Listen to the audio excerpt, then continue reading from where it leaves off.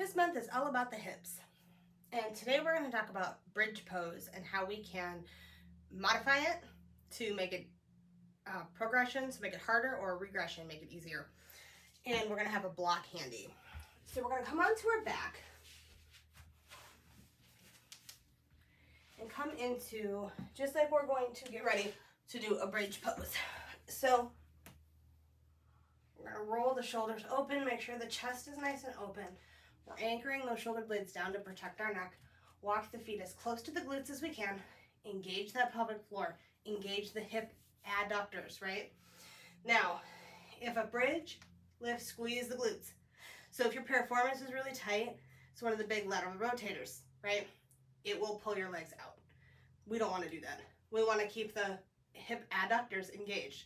So we're strengthening the glutes here, and we really flatten the tummy out when we lift it up. Now, if you are having a hard time, step the feet slightly apart, put a block between your thighs, and then we're gonna open the chest here, and then we lift. So we're squeezing, we're making those adductors work. So some people do this and their legs just splay out. You want the right muscles engaged. So we're lifting all through the adductors, all up through the pelvic floor, up into the lower abdomen and the abdominals and the glutes, right? So we're lengthening through the hip flexors a little bit because we're engaging the opposite muscle group. But we're also working on glute. It's a little bit on piriformis, but again, if it's really tight, it's going to cause that lateral rotation. So we're keeping the legs neutral, squeezing. Now, you can leave a block there if you want to. I'm going to take it out for right now. So to make this harder, we're going to lift our heel up on one leg and then come into the bridge, working one glute more. Okay, so we're going to switch opposite side, heel up.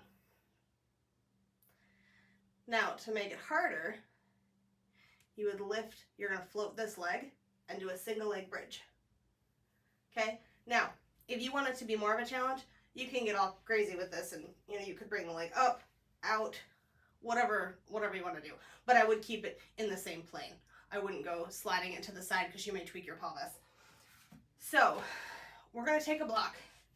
We're going to come into supported bridge. So we bridge up. We place the block right underneath our pelvis. I don't want it under my low back. I just want it under my pelvis, my sacrum, right? The triangular bone. Okay, so we're here. We're going to do the same thing. We're going to start with a single bridge. So we're really lifting. We're partway up now. So you can play with this and see if it's easier because you're partway up. If someone can barely get up there enough, keep the knees pulling together. It's going to build some confidence. It's going to build some muscle, even if they're just partway. Now remember, we're closing off, the shoulder blades are locked down, so we're protecting that neck. Now we can do the same thing. We lift up one heel and come into a partial single leg, and then we can lift it all the way up and come into a single leg. We just want to maintain a square pelvis.